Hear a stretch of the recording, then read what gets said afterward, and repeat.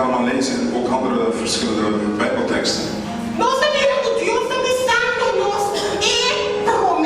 Zien wij dat God zegt Hij op de eerste plaats.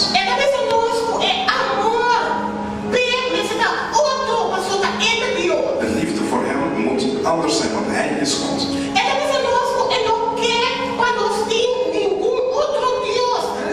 Hij zegt dat wij geen andere God boven Hem moeten stellen.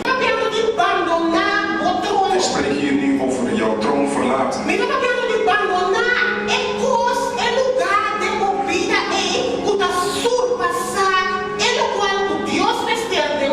spreek over het plek verlaten wat jij boven God stelt in jouw leven. De plek waar je andere goden zal gaan aanbidden of creëren. We staan stil dat iedere keer in de Bijbel.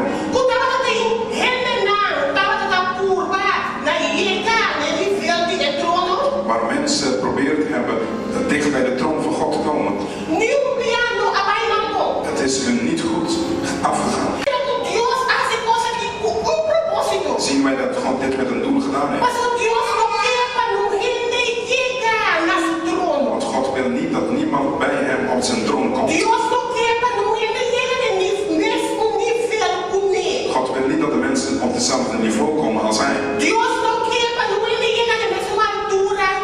God wil niet op dezelfde hoogte zijn als mensen.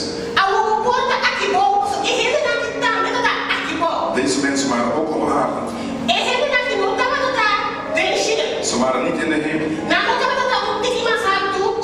Ze waren ook niet iets hoger. Deze mensen waren hier op aarde. En hier op aarde hebben ze iets gepland.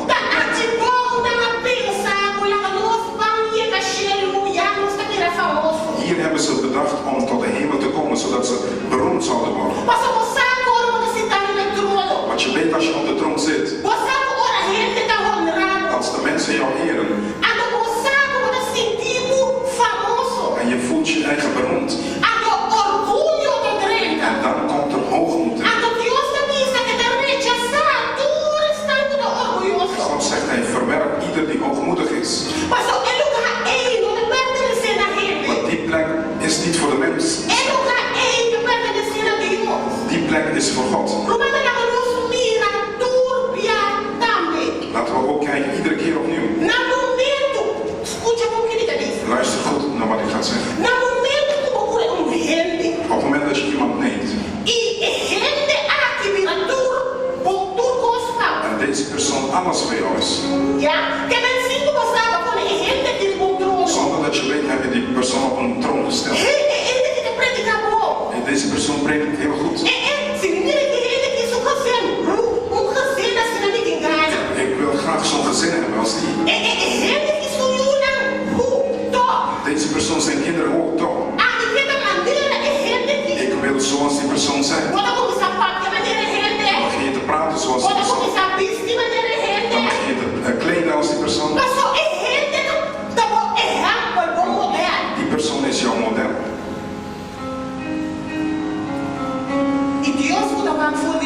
En God die vanuit de hemel kijkt.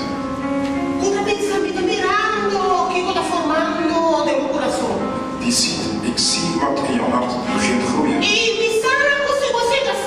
En ik weet als je zo verder gaat,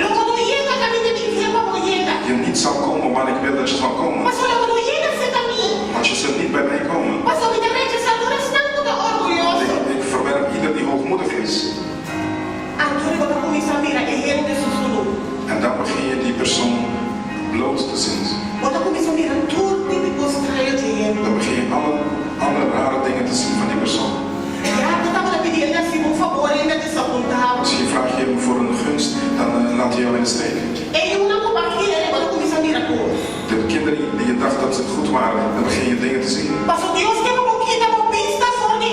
Want God wil dat je aangezicht wegneemt. En op hem gericht zal zijn. Want hij, God, is degene die de eer verdient. Daarom zegt de Bijbel, er is geen één die goed is. Alleen God is goed.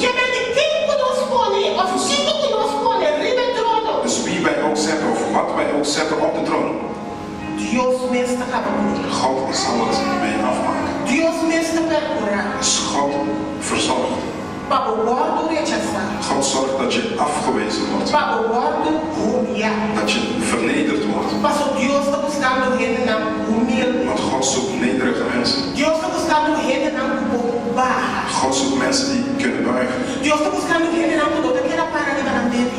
niet blijven staan op hun recht. Dit is van mij, dus hier blijf ik op staan. Want God bleef niet staan op zijn recht. Hij had recht als de kind van God. Maar hij bleef hier niet op staan. Hij nederde zichzelf.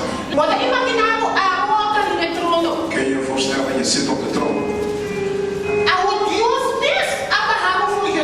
God zelf heeft jou laten zakken.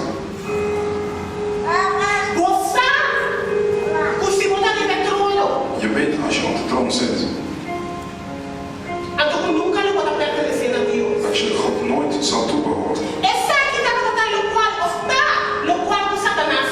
Dit is hetgene wat Satan weet. Want hij staat op de troon.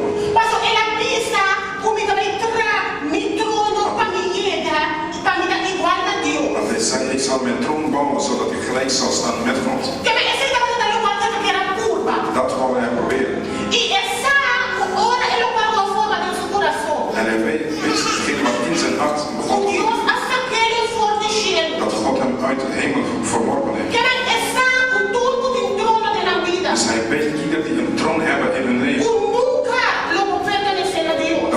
Dat ze nooit bij God kunnen komen. En wat doet hij dan automatisch?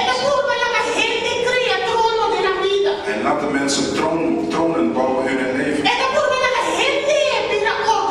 Hij laat de mensen hoogmoedig worden. Want hij weet dat zo'n iemand nooit bij God zou kunnen komen. Want hij wist dat hij